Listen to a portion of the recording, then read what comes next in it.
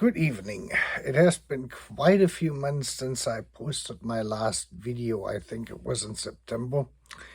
And I remained pretty quiet because there was the offensive from the Ukrainian side taking over or recapturing territory, basically. And that kind of went the way I thought it would went. And the big question was, can the Ukraine sustain the momentum and keep pushing forward? The answer is clearly no, because now we're back in a World War I scenario where this is basically a stationary war with hardened front lines. And now the question is, how well can the Russians stick themselves in and prepare for an offensive in the spring?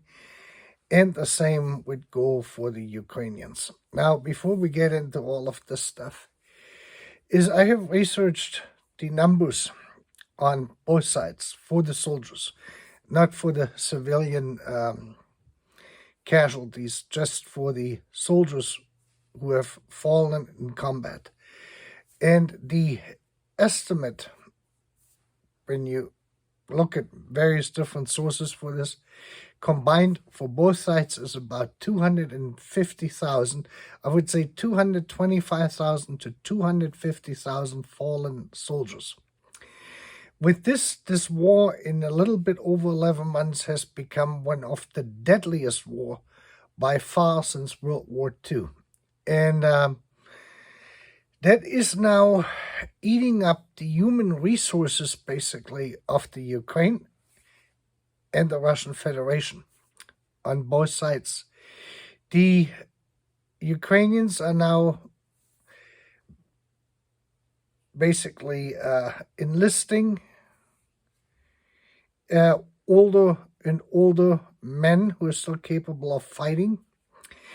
Both countries have approached to this that the higher educated and the higher intelligent male population is currently still exempt from this. That's how I would like to leave it. You can interpret this however you want.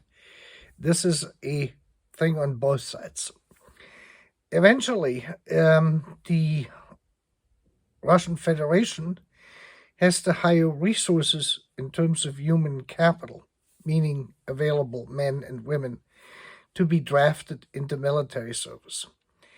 From my understanding now is that the Russian Federation has implemented a system where male Russians or male citizens over the age of 18 to whatever the maximum is, 50 or 60, have to now register with the FSB, which is the successor to the KGB, before they can leave the country by car. I mean, when you go to the airport, it is clear, it's easier to screen. But if you say, like, live in Moscow and you want to drive over to Kazakhstan, which is quite a drive, you will have to announce this to the FSB office in Moscow prior to you leaving Moscow before you get to the border. At the border, the border guards, then the Russian border guards, can either then let you go, or they can simply just snatch you up at the border and get you drafted into the military. This is basically coming. And if I understand that correctly, that will be March 2nd when this becomes effective in the Russian Federation. So this gives us an idea on how dire the entire war situation is in casualties. I do not want to focus on the civilian casualties because that is really, really bad too. But this is a completely different story because the soldiers, combat soldiers who have perished on both sides, in this, the human capital is dwindling. And we saw this in World War II with the Wehrmacht, where the frontline soldiers got younger and younger and younger, and they had less and less experience because the older comrades, they were all killed in action or they were wounded. And we have the same scenario here as well. And so with this now being one of the deadliest wars, the Russian Federation, like I said, has a higher population, or much bigger population, far-reaching in different areas, of the huge country, whereas the Ukraine is fairly limited. This is a infantry war in its traditional sense. And now the problem we're going to have, and this is now an hypothetical thesis I'm putting out here, is based on the following. What I got to know in the last week is from intelligence sources which have been confirmed through different media outlets and that sort of thing, is that the Russian industrial military complex has now gotten into full gear. They're working 3 shifts, 7 days a week, 365 days a year, putting out tanks, artillery, weapons, ammunition, and so far and so on. Now, Russia itself is not dependent upon the Western world for oil, gas, steel, iron, iron ore, any of that stuff, coal. They have basically vast amounts, and they have the processing facility to process this, and they have the technology and the know-how on how to make these tanks. So as more time passes by, as more of this whole industrial military complex on the Russian side starts to engage and is getting ramped up to full production, they're basically going into a war economy at this point. That indicates that the Russians will launch an offensive. Now we have to remember the Russians also have more than 10,000 tanks still stored away all over the country in Russia, from the Soviet days, all sorts of different models. And they basically can be put back in service with more or less work. So now you have 10,000 vehicles or tanks, real heavy-duty combat tanks, plus they have ramped up the manufacturing of all of this stuff. Aircraft, you name it, missiles, all of these things. On the other hand, now is the Russians also have targeted heavily the infrastructure, the critical infrastructure of the Ukraine, primarily the electric grid, and that will basically cripple the Ukrainian military production. So now we have the issue is that the Soviet Union, that the Russians are coming up with their production of military stuff. They have put basically the iron curtain, or they're in the process of putting a travel restriction on males, Russian males. They can't leave the country anymore. And eventually you're going to have a bigger and bigger army over time within the next, say, like 6 months to 9 months to 1 year. And so they're increasing the manpower, they're increasing everything. This is a full-blown war effort at this point on the Russian side. On the other hand now is with the Ukrainians, with their limited human resources in terms of population, citizens, is that they're still recruiting the lesser educated male population or drafting them into service. And that has been shown now that they have expanded that group out in terms of age. As they are losing their men in combat, they will eventually have to expand this to the higher educated groups and so far and so on, similar to what any country in that case has to do to defend itself. At one point or another, if that goes on, say, like for 1, 2, 3, 4 years, and the casualties, if we have 250,000 fallen soldiers on both sides, so we say like 150,000 Russians and 100,000 Ukrainians. If this goes on 200, 300,000, 400,000, with an increased effort now or offensive, which is going to come from the Russians with their rearmament program they have started, then the casualties will not explode, but they will go disproportionately higher. This is more like it's going to be on a not a logarithmic, but an exponential value. It's going to be on an exponential scale. That will lead the Ukraine to a real problem, and that is where the West has to wake up, or is waking up now. It has sobered up the political leadership in Europe and in the United States and Canada and a few other countries in this world. If this starts to happen, is that at one point or another, Russia will be able to invade the entire Ukraine by the means of a conventional panzer war, basically a tank war, infantry, and that sort of stuff. No one can predict at this point whether or not the Russian army is going to stop then in the Ukraine, or if they're going to keep moving into Poland, Letland, Eastland, Lithuania. We may have the Russians then eventually in Paris, in Cologne, maybe all the way out to Madrid, Spain, or at the Strait of Gibraltar, right across from Africa.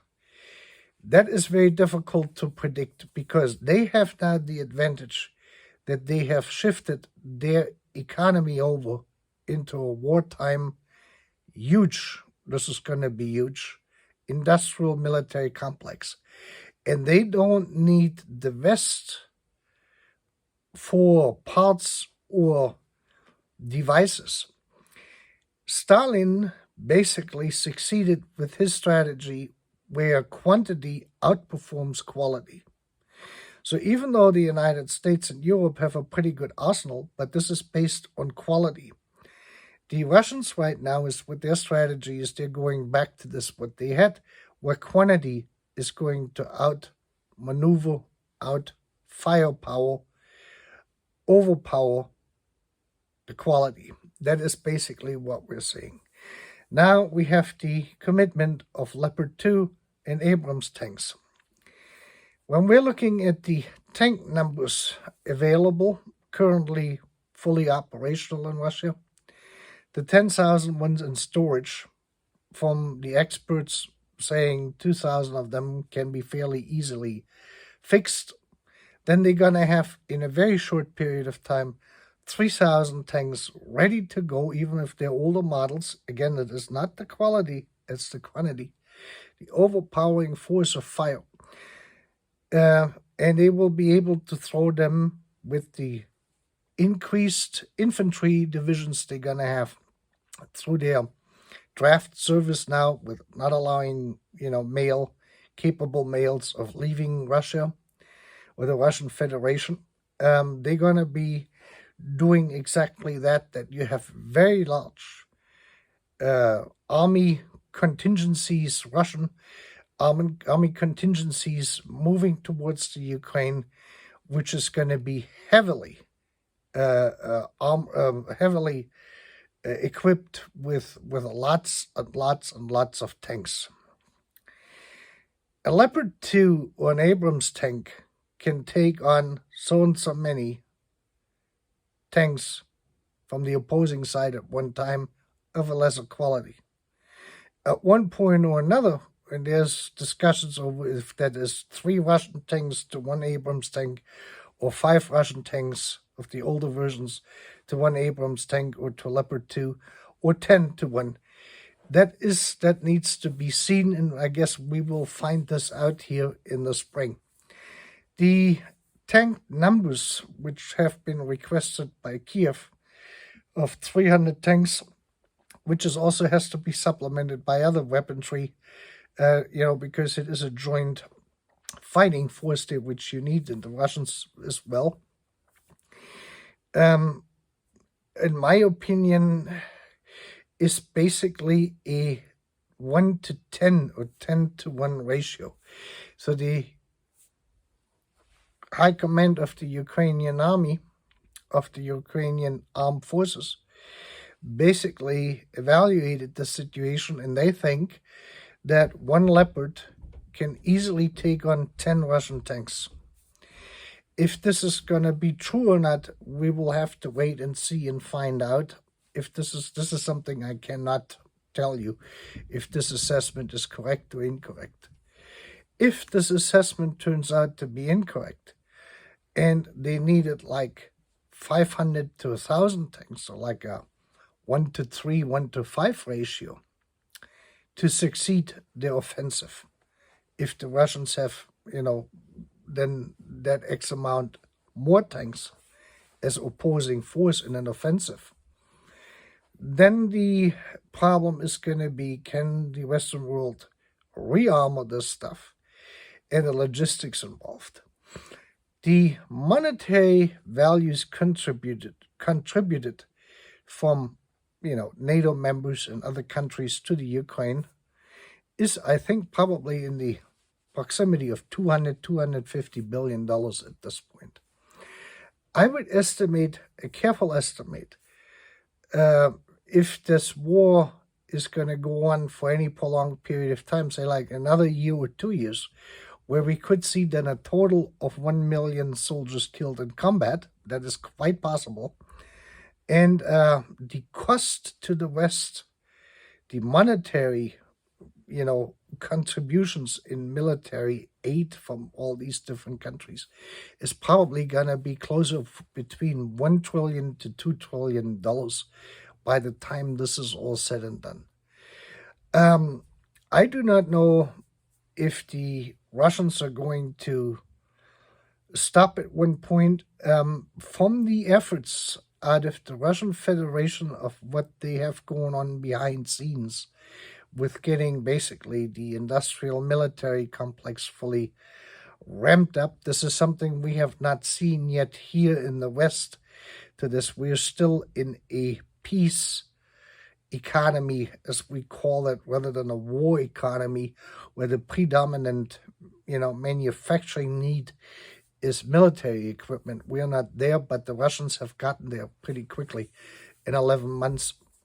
And that is another sort of parallel, what we had with the Second World War, the German invasion into the Soviet Union. Is it took the Soviet Union about 6 months to 1 year by the time they were able to ramp up their military industrial complex, and they were puking out these T-34s, which were a pretty good force against the what people thought was a superior tank design at the time of the German tanks, which was true. But then it came on down in the battlefield. It turned out to be, what was the equation in it? How many Russian tanks, say like T-34s, to one German tank, the Tiger tank, for instance. And the Russians were able, with their military-industrial complex, to outnumber these German tank numbers, basically to the point where the quality and the superiority in design was just simply outpowered by numbers. And this is the same strategy here, what we're seeing now. This is going to be a very costly war. I've said this in my videos before, that this is a very bloody war. And the numbers now which are coming in, no one is really talking about it, is proving this. The casualties on both sides plus the injured soldiers is pretty significant. And like I said, this is by far deadlier than the 12 years I think the Vietnam War went on. By far deadlier than the 20 years of Afghanistan and Iraq together, or even the Korean War in the 1950s. So the Western world really has not been engaged in a war with that high of a casualty and military casualties since May 8th of 1945, when the war came to an end in Europe, and then June, July of 45, when Japan surrendered. I forgot now what date that was, but that's basically where it is at. So this is the hypothetical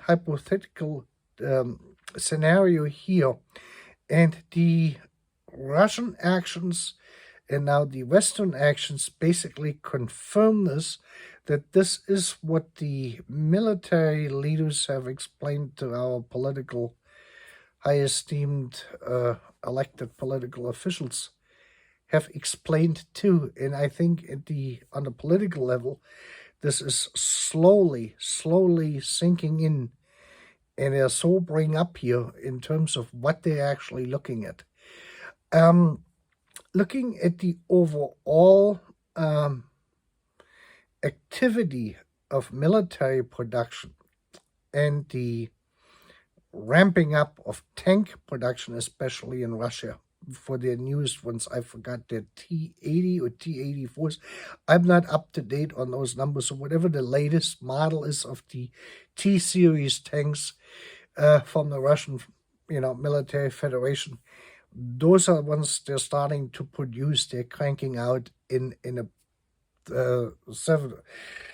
24/7, basically, 3-shift operations at the facilities. And of course, they could bring other facilities online, since that country is fairly large and they have manufacturing capabilities. Believe me, they do. We should not overestimate it, and we should not underestimate it. We have to just clearly evaluate this and look at this, and we have an idea. Now, in this entire mix, the former foreign minister, now I forgot his name, he just turned 99, the German Jewish fellow who was in there with Nixon and others, forgive me that I can't remember his name now. He suggested to basically operate the military operation from the Ukrainian side to get the Russians back to the lines of 2014. That means with the Donbas region over there being under Russian control or Russian separatist control, and the occupation of Crimea. And then stop there and start talking to the Russians to stop the fighting. That's probably the most important thing. Now, the question is, at the age of 99, being around as long as he did, is this gonna satisfy the Russians? They went into the Donbas region, into Luhansk and the other part there, and because of the Russian ethnic groups who were living there among the Ukrainians and the ongoing racial issues, tensions between these two groups, which may existed or may not existed. This is hard to judge from here. But that was one of the primary reasons for the uprising in these two states, basically, to become independent as a buffer between the Ukrainian nationalists or nationals, citizens, and the Russian, citizens in that area. I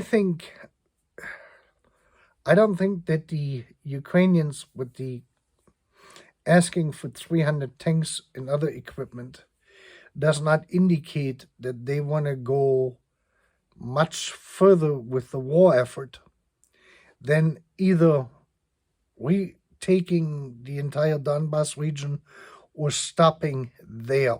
That could be a part of an agreement between the Ukrainian government, the United States, and Germany and other NATO countries in supplying these tanks, that the Ukraine probably has given them the assurance that they would not go past us, and they will not go, not that we're going to have Leopard 2 tanks and Abrams tanks suddenly appearing 30 miles outside of Moscow.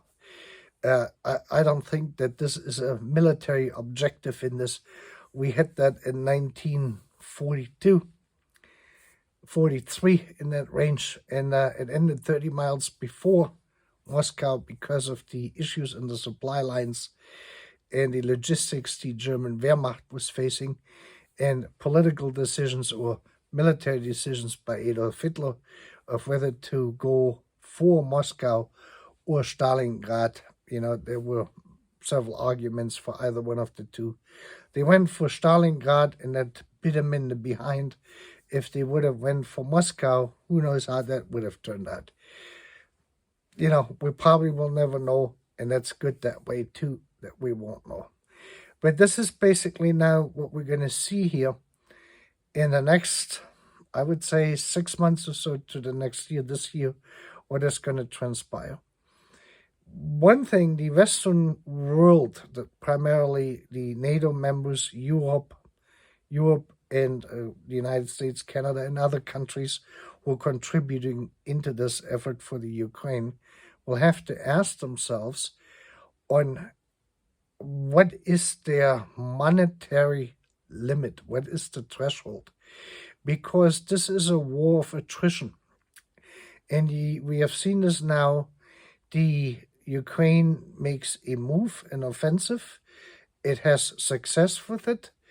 It depletes its men and its material, basically.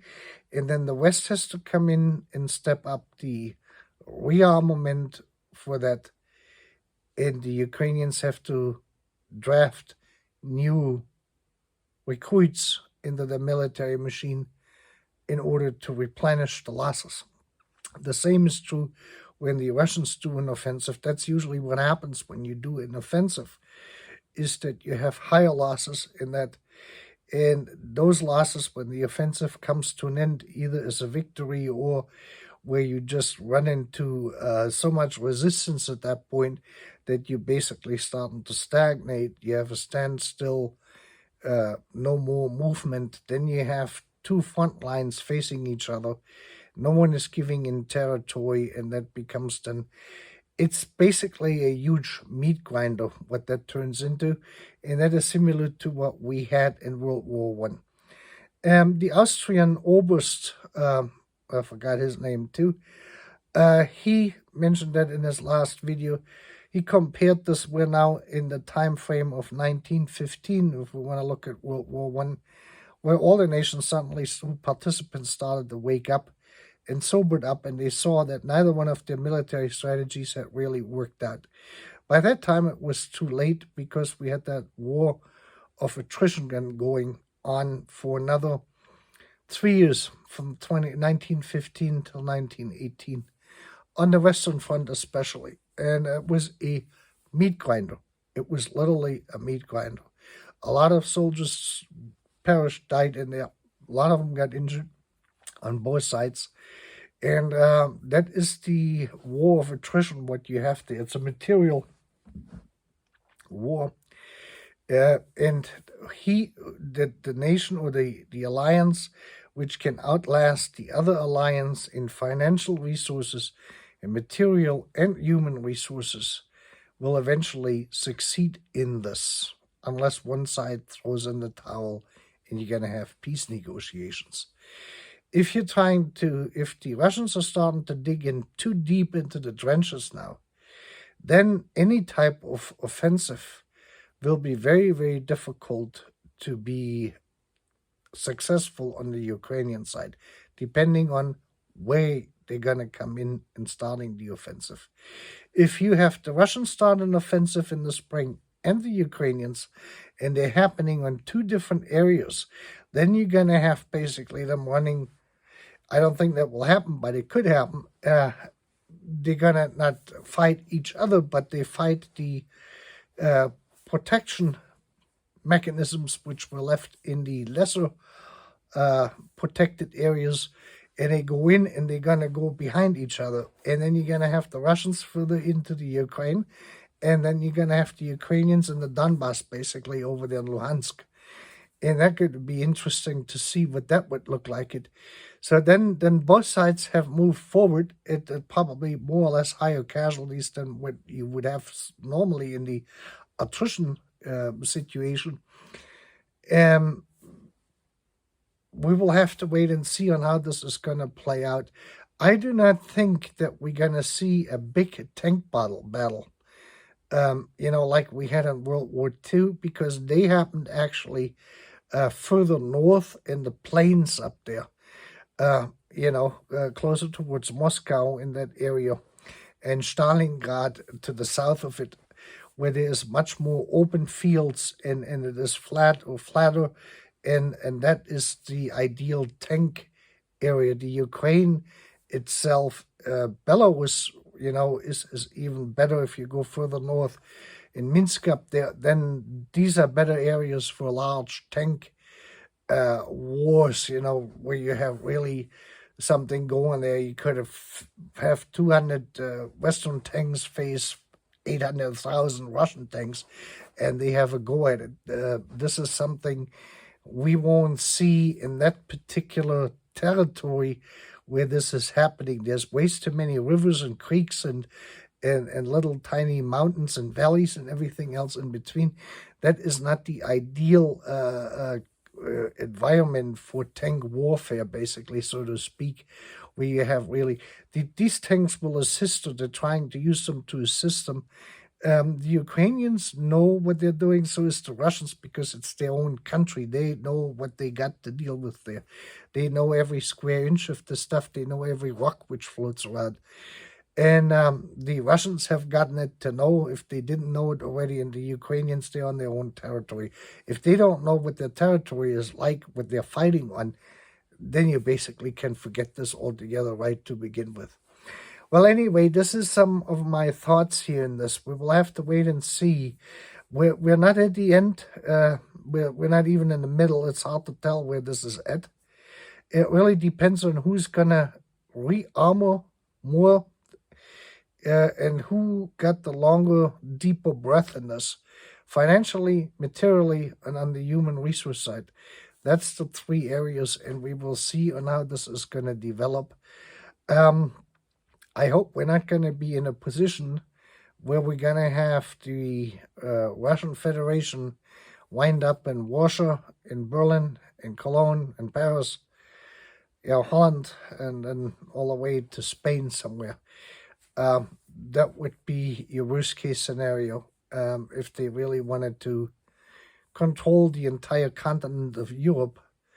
They might be able to do it. Who knows? I couldn't tell you. Anything is possible in this universe, as we know, and everything is impossible.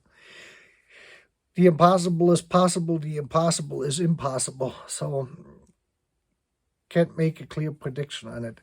I will check in again, maybe in a few months, maybe earlier than that, when we have something to talk about it. It might be not until the late spring and early summer, when we have actually an offensive going somewhere, or whenever a offensive is started. These tanks have to be prepared now, I guess, whatever that is going to require. The West is very ill prepared for war on that kind of a scale and that type of war, because the NATO in general after 9/11 had looked at wars more like of what we had seen with Iraq, or with the Osama bin Laden, that kind of stuff, terrorism, national terrorism, those kind of things, rather than having a traditional infantry tank war, going what we have now, basically on the way in the Ukraine there on a full scale. With that, I would like to thank you for having watched this video. It would be nice if you could subscribe if you haven't subscribed yet. And if you like the video, please feel free to like the video. If you activate that bell thing there, you can change the settings on it, that you can get a notification every time a video becomes available, and it will show up in your subscription feed, basically, or thread, and you can then watch the next update. And with that, you have a great evening.